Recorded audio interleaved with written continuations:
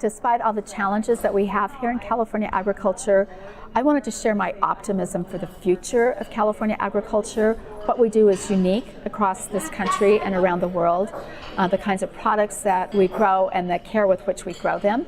And I also wanted to touch on great opportunities we have in our future. One of the topics I talked about was opportunities in the new interest in groundwater recharge, including farmers flooding their own fields to recharge our groundwater basins, the tremendous job opportunities for students going in the future as we automate more, get more precise.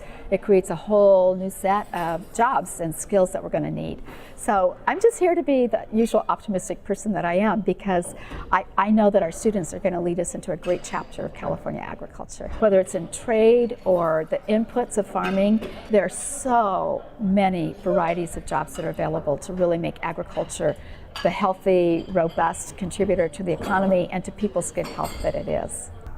Well, in terms of looking at the global economy and the U.S. economy, I think what we find is a very sustainable growth rate in the U.S., pretty solid consumer base that I think is going to carry the economy into that 2.5% growth rate.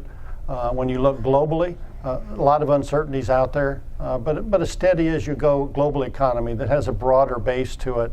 So I think when we look at the global economy in the context of the U.S. economy, we're seeing a little convergence between the growth rates across the world. And that's a positive because it gives us more resiliency against any black swan events that may be out there. But by and large, I think this economy is going to weather that, and we're going to see this economy end up being one of the longest expansions in U.S. history when we get to the middle of 2018.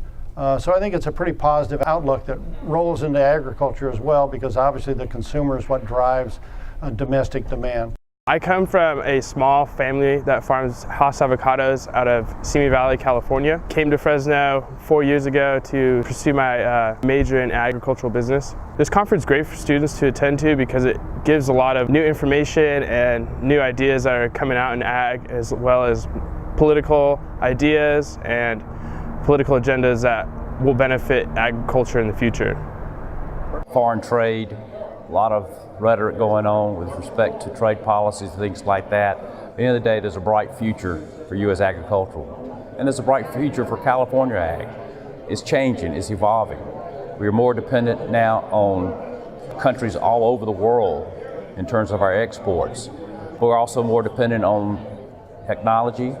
We're more dependent on the good old hard work of the U.S. farming industry and the farmers to continue to prosper. It can happen, and it will happen. I'm very positive. And being at a conference like this with so many young folks from Fresno State gives me great hope that the agricultural industry is in good hands.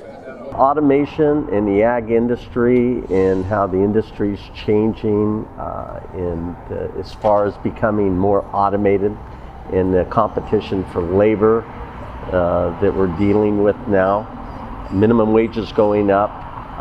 We have to get skilled employees to be able to manage the automated equipment that's being applied. And I think it's going to continue in the future. There's a whole list of things that we can implement as far as automation goes.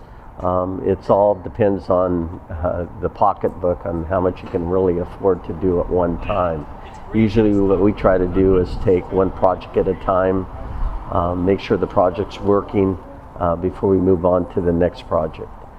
But there's a lot of automation that can also continue. We have a good partnership at Fresno State. I think the intern program and some of the students that are graduating, they have a different perspective.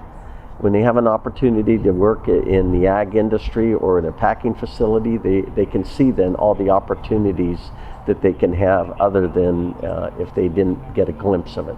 There's a bunch of farmers, small companies, even big companies that come together, and they all put in their ideas, their inputs when it comes to like politics, how they're growing, what problems they have, and what they could do better about it.